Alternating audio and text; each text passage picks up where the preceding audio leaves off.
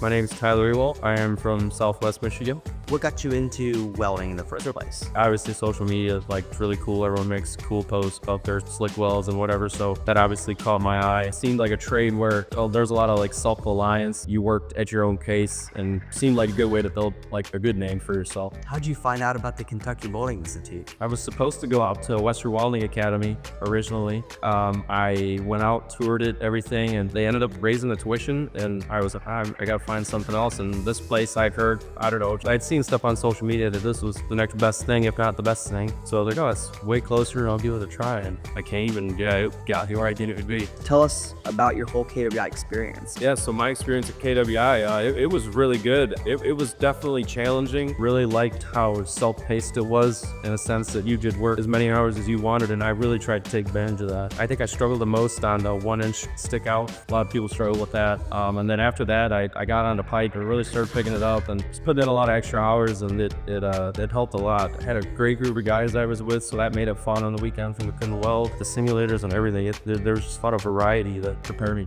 for the real world. So how long did you stay at KWI for? I stayed the full 6, yeah, and then I got all the standard certifications, and then I did my Chrome Combo Monster, I did an Inconel Monster, and then I did Schedule 10 Inconel. I believe that was it. Once I finished the program about, I don't know, a little over a month before I graduated, so that really gave me a lot of time to work on some fitting stuff. I welded in every simulator numerous times, tried to just force myself to be uncomfortable. I know before they built that lift in the boiler, we were up there on ladders, welding in the corner and snow.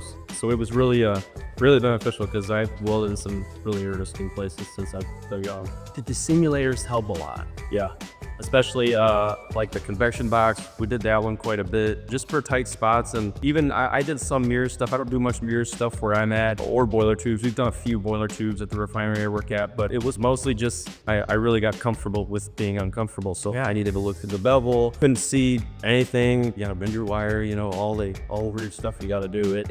Everything really helped here. All right, so walk us through leaving KWI. How did you get your first job? What did that first job look like? And then just tell us about the jobs you've been on since graduating. So it's interesting for me.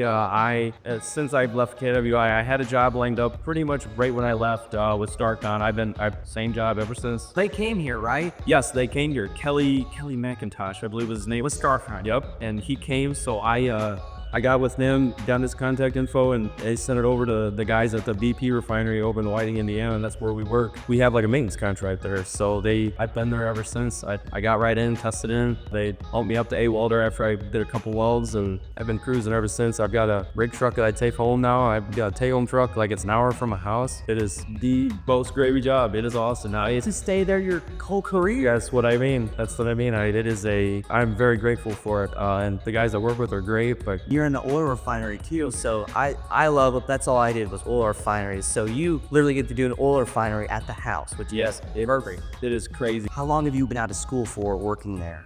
I started working there after school about 2 weeks after I got out. So yeah, since the end of last September, I've been cruising. It's getting slower right now just because that's kind of the way it goes. Gotcha. It's a good gig. So how much are you making with those guys? Yeah, so a welder, we're at 47.86, and I mean, yeah, and we get quite a bit of overtime as well, so we don't do many 712s. These pipe replacement jobs we've been doing have been 712s, but other than that, it's been 610s, 510s, 410s. Like, it's great when you need something to do.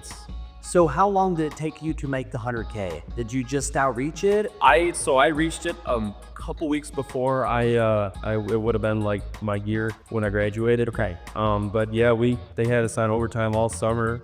You kind of make up your own overtime some points. It's really nice. But yeah, it took me most of the time just because I'm not getting like that 712s at this job. Sometimes the hours are a little unpredictable. You'll be back on 410s for a week too, but what advice do you have for someone who's in high school looking to get into welding? Yeah, so my advice to anybody in high school at least would be to just make sure you don't ever worry about working too hard. Like, you can never have too good of a work ethic.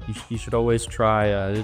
I remember saying it when I was here at KWI, even just somebody can tell your work ethic just by you push your broom. You gotta go balls to the wall, everything you do. Come to KWI. But if I was in high school, I would just wait, get out, go to school, learn what you can learn, pile as much knowledge into your brain as you can, and you will learn on the job. Plenty of guys out there that were just like us kids coming out of school and have no problem showing you the rope. Now that you know what the industry is like, what could you have spent more time on? Something I struggled with in the beginning, they use 70S2 wire at my refinery, which is a lot dirtier. There's a lot more cleaning agents in there. It just doesn't run as Very dense. Yes, very dense, hard to melt. I would definitely practice that a lot.